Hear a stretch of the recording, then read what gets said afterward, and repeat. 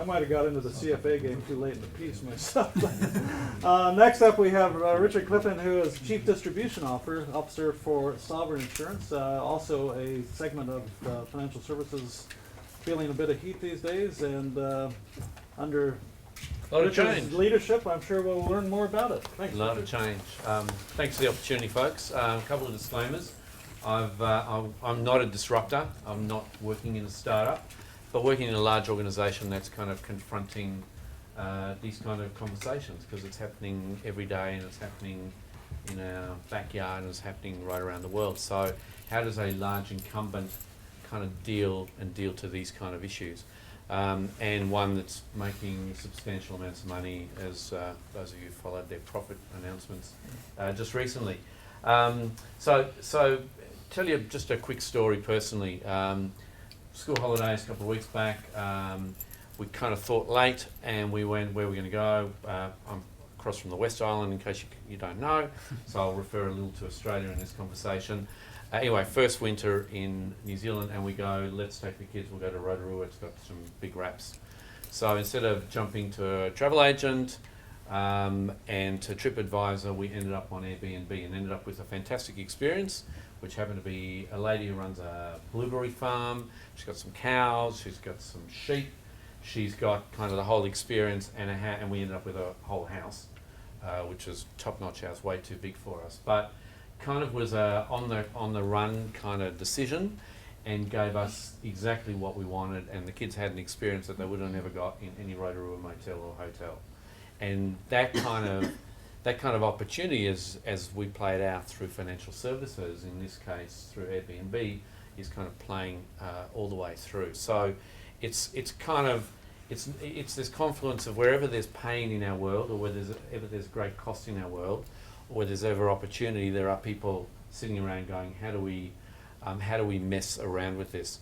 And I'm sure most of us have watched the Steve Jobs movie and the Network Guy movie and gone, how cool would it be to be a kid in a pair of jeans, tinkering in mum and dad's back garage and coming up with the next best thing? But you know what, increasingly it's not. It's people who have kind of got some wisdom and experience and going, I can see where the place to disrupt is. So this notion of who are the disruptors and what's to be disrupted, I think is absolutely changing. Those of you who know about Stone and Chalk in Australia, it's almost like the incubator for incubators. It's a government-funded and industry-supported initiative that allows businesses to kind of submit proposals, and then there's a physical space in downtown Sydney where business can actually come and hang out together. And a lot of the activity that plays out, and it's financial services specific, is kind of quite interesting, because we're already starting to see some of that impact. Give you a couple of examples. The world of financial advice globally has had some issues, still has some issues around price, around trust, around transparency, and so on. So a couple of guys with wisdom, came up with this idea called advisor ratings. Why don't we build a TripAdvisor site for financial advisors? One of the guys who I know reasonably well kind of came out of the consumer movement, and then there's a guy who's a pretty financially literate fellow, and their notion is, in the end, financial advice and financial advisors are good things to have. Good ones are incredibly valuable to have, but how does the average consumer know which are the good ones to have and not? So they dreamt up this advisor ratings idea, and off a small idea, they've now part of the Stone and Chalk stable, and they're now getting feedback. And what's interesting when you have a look at their site is you've actually got a lot of good testimonial stuff coming through from clients who are using good advisors, and they've got a good gateway to get into. So I think it's the how does this disruption actually play for good as well as for disruption, and I think that's a pretty interesting one. In my own backyard within Sovereign, I'm sure all of us in this room have some kind of insurance in our worlds. Insurance is kind of one of those grudge purchases, not overly interested until you actually need it. And as an insurance company, question for us is, how do we actually continue a conversation with a client that might actually go over many, many years with an increasing premium level, where the relevance, particularly when you get some grey hairs, gets tested, because you kind of go, why am I spending all this money for all this cover that I hope I don't need? And so obviously one of the trends that's happened initially out of South Africa, Discovery, but is now happening in a number of places, and certainly here in New Zealand, we launched Healthy by Sovereign. So Healthy by Sovereign, Sovereign runs insurance business, and we have a health insurance business as well. And Healthy by Sovereign is pretty much saying, what's relevant in our world, living well, living healthily, and kind of taking the insurance risk on ourselves and saying, let's live better and more active lives. So let's get our little Fitbits and let's engage with our own health and community data. And that kind of changes the whole conversation with a client with an insurance lens on, which is keep paying your premium. We hope you never have an accident and we hope you never die, although the stats are clearly different to that.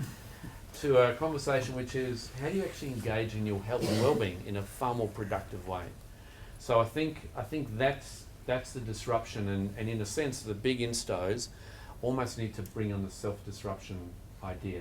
How do we think about the changes that have been brought in Sam's example? It's going to happen in insurance, right? It's like a mature market. It's, the work we did just recently. It's a market that's not grown particularly much. It's not a product set that's particularly attractive to people. It's just one of the things you got to have. That's disruption. That's it. Time out. So I think for an organisation like Sovereign to go well in that regard, it's the idea, and then it's the data and the analytics and the intelligence that you apply to it. And that's about the systems we've got. It's also about the people that we need to have, and then ultimately it's about the mindset that the organisation has around how do you think about self-disruption, because Sam's entirely right. We've got a fantastic business with a great and profitable back book that all our actuaries will chart. It's just going up. But what if it's not? What if something fundamentally changes? And you don't want to be on the track thinking about it after the event. You kind of want to think about it and actually disrupt ourselves. So that's a little bit of a window into our world, into my world, from a large incumbent looking to think about how do we partner in or create disruption within our own world, and that's going to come from anywhere and everywhere. And I'll leave it at that. Thank you. Thanks, Richard. So it is interesting. There's already some themes coming out here: the value-added proposition, the trust, the transparency, and also what you touched on, Richard. And we'll come all back to this later. And that's the idea. There will be winners and losers in the disruption.